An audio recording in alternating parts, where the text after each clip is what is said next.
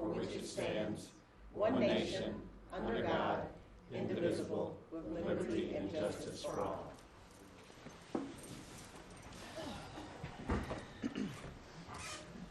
Read the appeal of decisions pursuant to the provisions of 2.68.030 of the Metropolitan Code of Laws. Please take notice that decisions of the Metropolitan Board of Parks and Recreation may be appealed to the Chancery Court of Davidson County for review under a common law writ of certiorari. Any appeal must be filed within 60 days after entry of a final decision by the board. Any person or other entity considering an appeal should consult with an attorney to ensure that time and procedural requirements are met. We'll move to the consideration of the minutes. Have you all had an opportunity to read the minutes? So moved. Second. Thank you so much. It's been properly moved and seconded. All those in favor? Aye. Any opposed? Thank you so much. We'll move to the Metro Council referrals. Are there any referrals from council members? Councilmember Tanya Hancock is present. Okay, thank you so much. We're going to move now to old business. 12-19-04 Capitol View Joint Venture requests the Metro Parks Board to accept a donation of 2 parcels of land, a segment of the Gulch Greenway and Greenway Trailhead.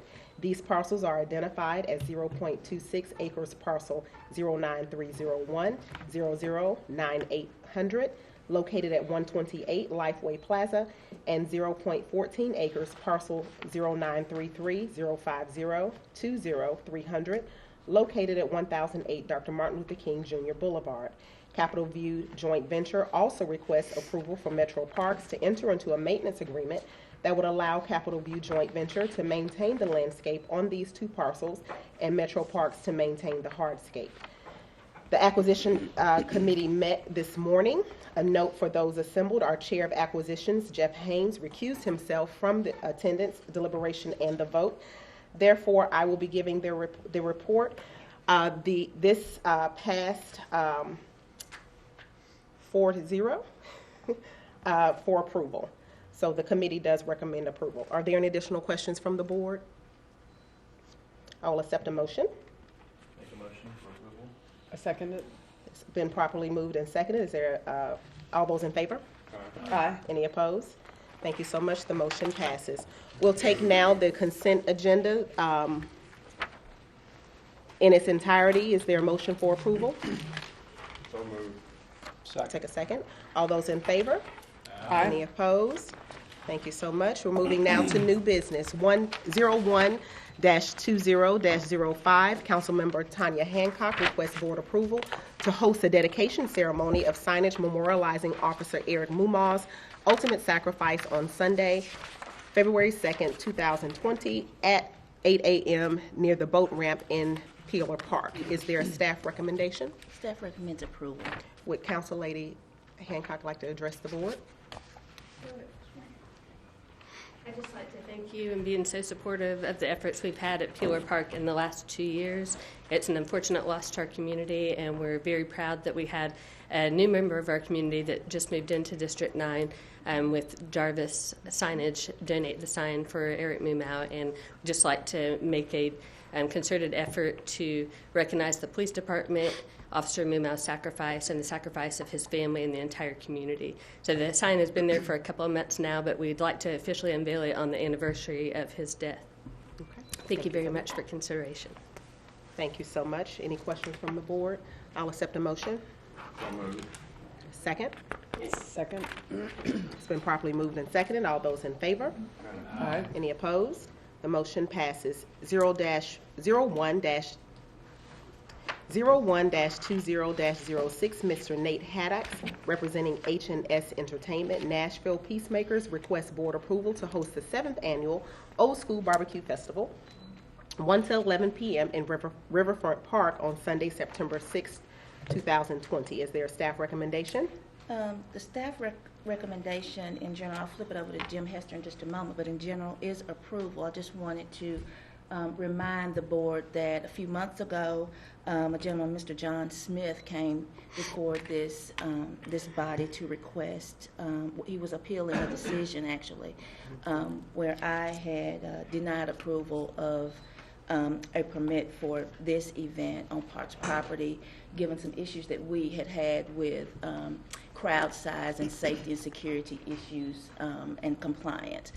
Since then, our special events staff, including Jim Hester and Parks Police, including Captain Taylor, have met with Mr. Haddocks and his partner, and are very satisfied with the plans that they have to make sure that the crowd size is manageable, and there's a safety and security plan in place, and they are compliant with all of the necessary steps in putting the event on. So I expected Mr. Haddocks to be here today, but Abraham is okay, here. Maybe Abraham can okay, introduce himself. certainly, please, by all means. I'm sure the board. Good afternoon. Good afternoon. Is there anything that I could address, any problems, Just considerations? give them a snapshot of your intentions and what you plan to do with the event. Oh, okay. Well, Introduce yourself. my name is Abraham Cromartie. Just moved back to town about 5 years ago, so glad to be back in Nashville. So when I got back, I've been talking with Nate for a little while now, Mr. Haddocks, and so the total intention of this was to bring this back and address any of the concerns that had happened during previous events. I think we successfully did that. We've already got the plans together. I do believe that they've been satisfied from both park staff and from the police department. We're just wanting to bring something back to the city, back downtown during that weekend. Great. Very good. Thank you. Are there any questions from the board? I will accept a motion. Move approval. Is there a second? Second. All those in favor? Aye. Any opposed?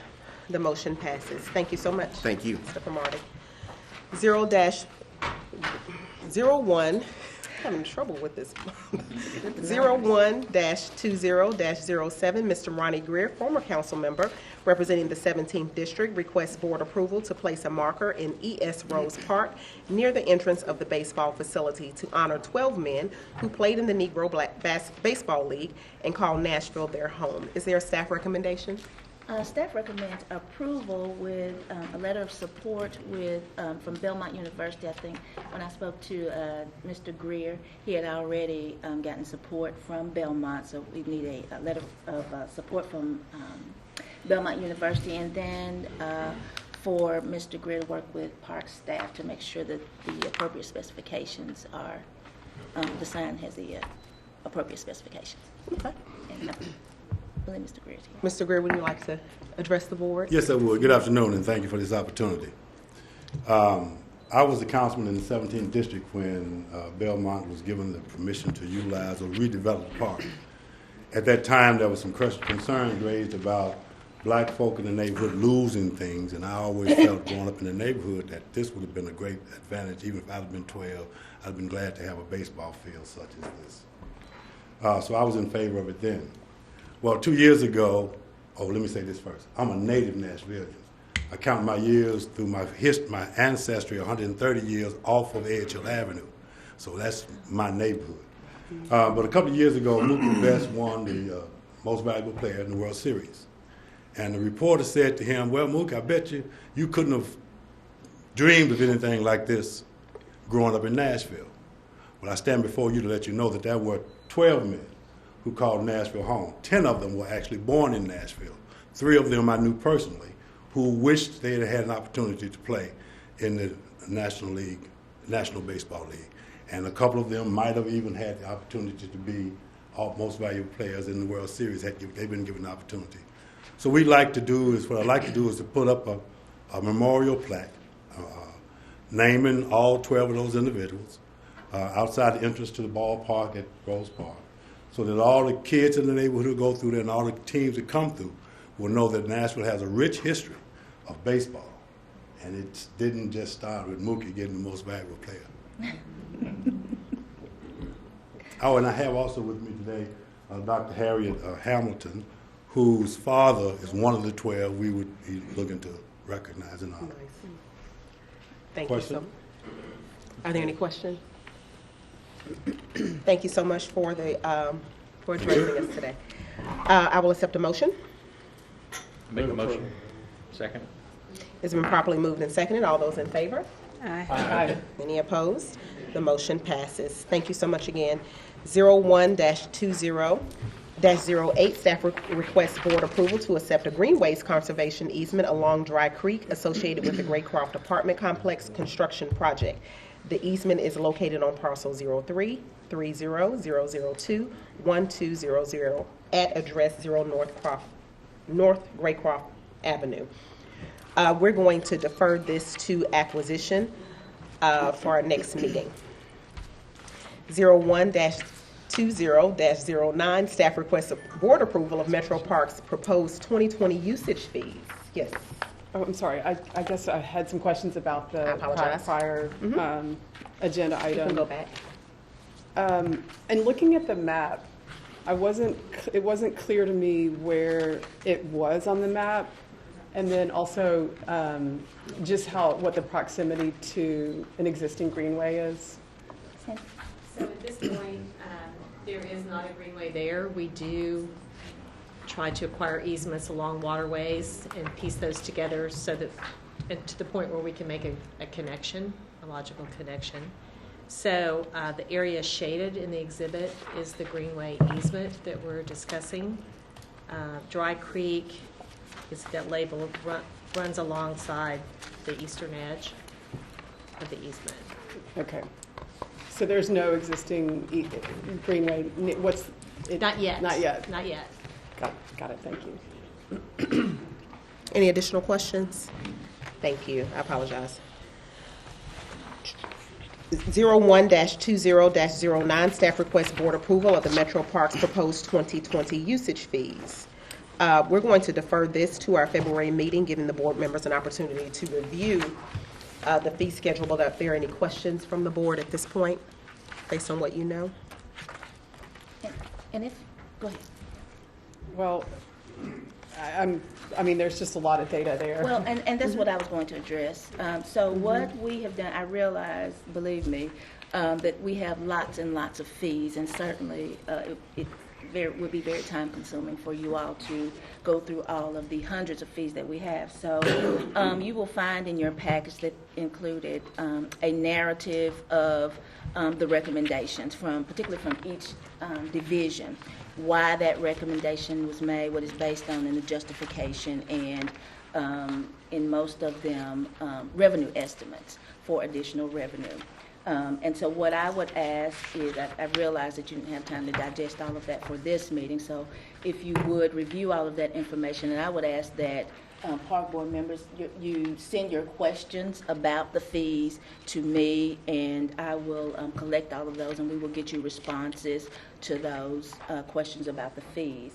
I hope that you were able to also read the article that I sent with you to you. I'll share it with you about fees and social justice and what place setting fees in Parks and Recreation have in maintaining equity.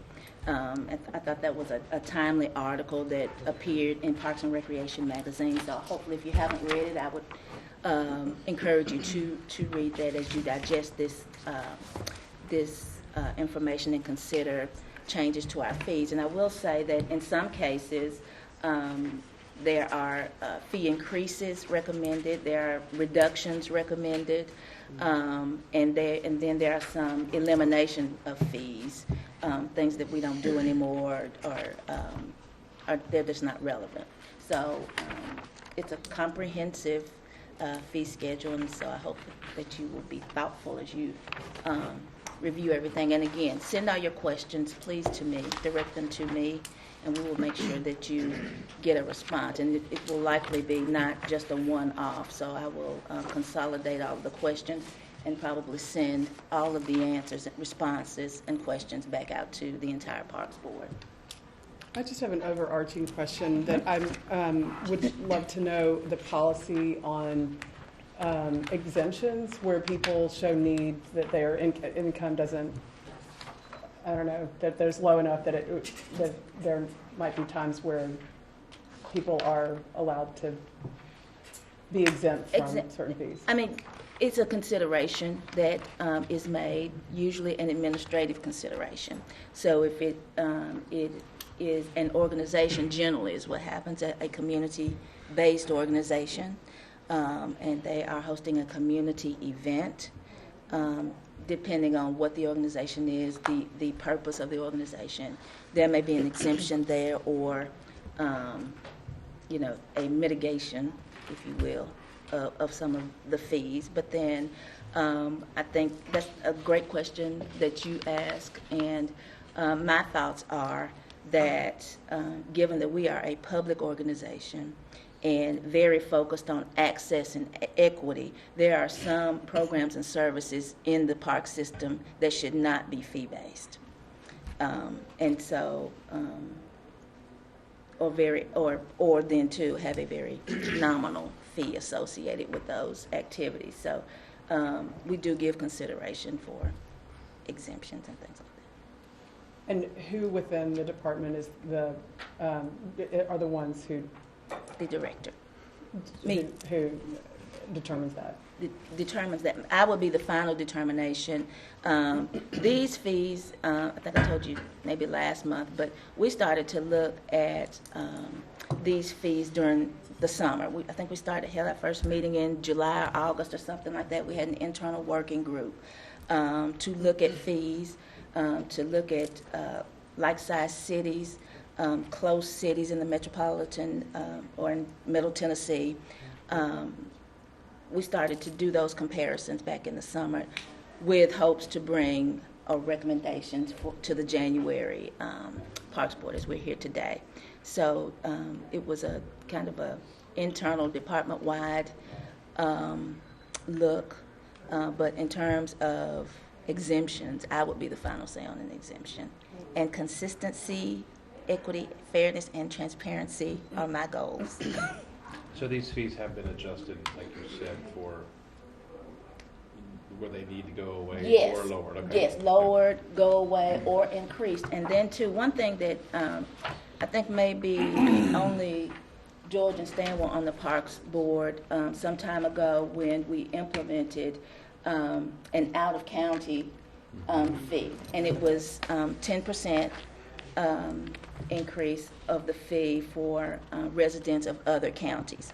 The recommendation in these fees, you should know, is a 20% increase. The cost of offering services has certainly increased, and while we know as a public organization we will never recover all costs involved with offering a service, we needed to bring some of them up, increase some of them. Any additional questions? Thank you so much. We'll move to special presentations and introductions. Nashville Park Foundation to present their annual update to the board. It's my understanding they are not present. No, Okay. it's moved to March. We'll get this rescheduled to March. Moving to capital projects update, Tim Nation.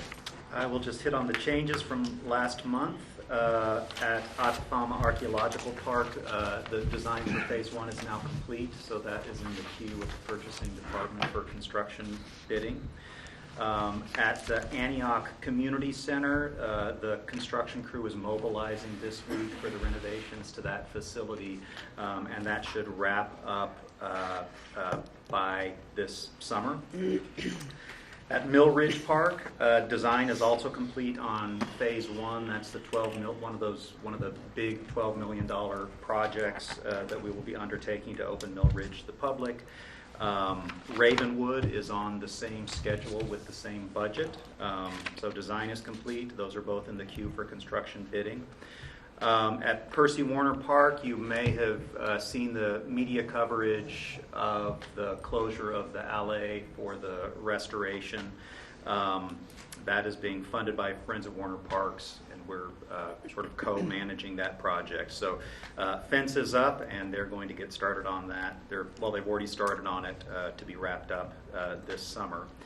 And the Wharf Park Master Plan, we have at long last awarded a contract for master planning to a landscape architecture firm called Agency out of Cambridge, Mass.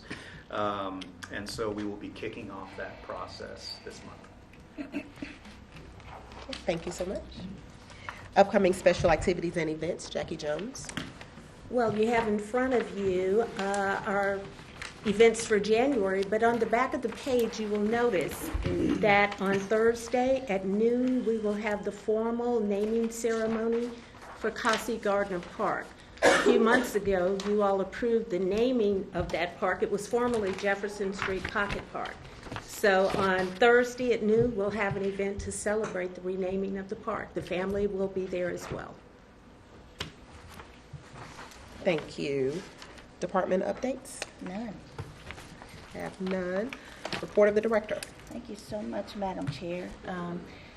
My report today primarily will focus on budget. We have hit budget season here in Metro. While it's a conversation that is a year-long conversation for us internally, I did just want to hit a few highlights to make you aware of the internal process to Metro.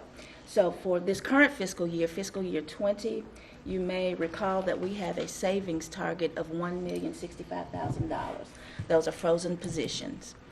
We are on track to meet those savings targets.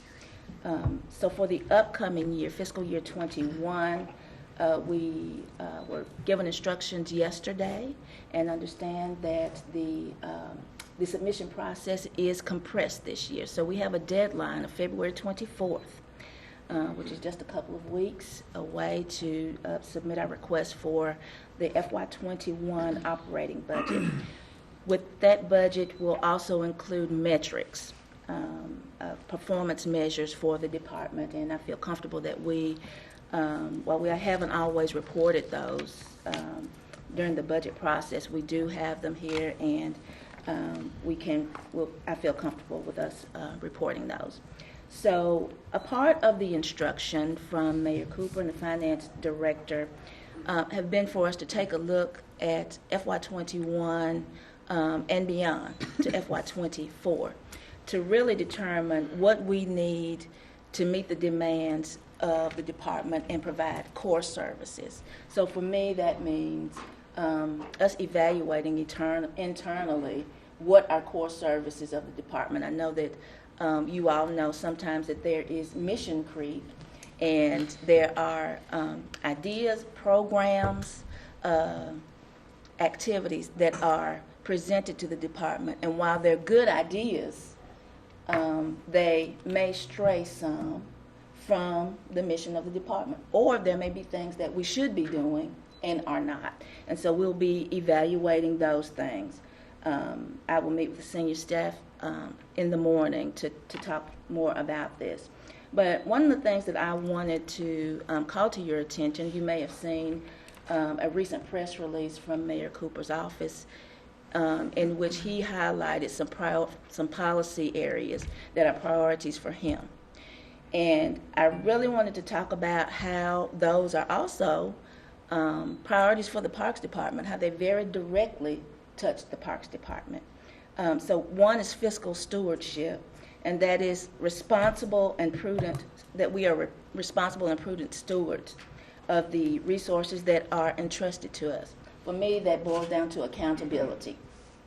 Do we do the best we can most efficiently with what we have? And then why do we do it? Education is another area of importance for Mayor Cooper. We coordinate a lot with Metro Public Schools, a lot. Additionally, we offer programming that often extends beyond and complements the traditional school programs. So that's after school, summer enrichment, recreational and cultural enrichment programs and activities. We do all of that. Affordable housing is an area of priority. Having access to secure and stable housing impacts a person's quality of life, thus how they experience parks and recreation opportunities. So as a separate issue under affordable housing, I guess it's a separate issue. It wasn't highlighted here, but I'd be remiss if I did not bring it up. Homelessness in parks. Homelessness in parks and on greenways is a real issue for us. I know you all know that, but that is directly tied to the availability of affordable housing options for folks in our city. Another priority area is neighborhoods. So parks, greenways, and recreational facilities and amenities are important elements of a vibrant, livable, inclusive, and safe neighborhood. And so that directly affects parks and recreation. Transportation is an area of priority for the Cooper administration and all of us, I guess. While greenways are considered linear parks, they play an important role in connecting neighborhoods and people in our city. And then there's a couple more. Public safety. Public safety is a critical piece, a foundational part of providing a climate for positive quality of life. The park system is as safe as the city. We want to help make sure our park users feel safe while enjoying our parks, greenways, and facilities. So public safety, of course, is important to all of us. And then finally, ethics and transparency. So I'll reference the documents that I shared with you, I think last month. The acknowledgement of ethical rules and for boards and commissions, and then the standards, ethical standards and conflicts of interest. I think as a department and you as a park board, this reminds us to be thoughtful and deliberate in our decision making. Who is impacted, why we're making certain decisions with equity and fairness in mind. All of that is a part of ethics and transparency. I hope that we continue to think in that way as we align with Mayor Cooper's priorities. So all that to say, in a long-winded way, a big focus for us for the next several weeks will be focusing on our budget and tightening it, justifying it. Again, metrics will be, reporting metrics will be a part of our budget submission. And as you well know, metrics are used to, justify expenditures or requests for improvements, and also to justify programming needs. So we will be working very diligently. Again, we have an aggressive deadline. We will make the deadline, and I will keep you all abreast of what's going on in the meantime. In the meantime, you always can call me if you contact me if you have questions in the interim. So, any questions?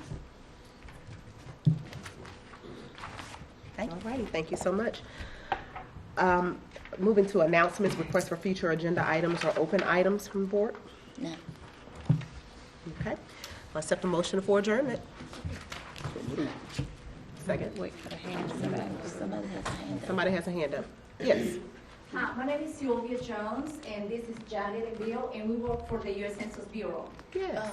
Okay, so I'm not really sure how many of you. No, this is not the time. No, ma'am, that was for the board. I apologize. Is there a clarification? It's not on the agenda, so you all wouldn't be voting on anything. She can make her announcement after we adjourn. Okay. I had a motion for adjournment. Is there a second? Second? There was a second. Thank you so much. We're adjourned. Okay, hi again. So the mayor's office already has a complete count committee for us, and that's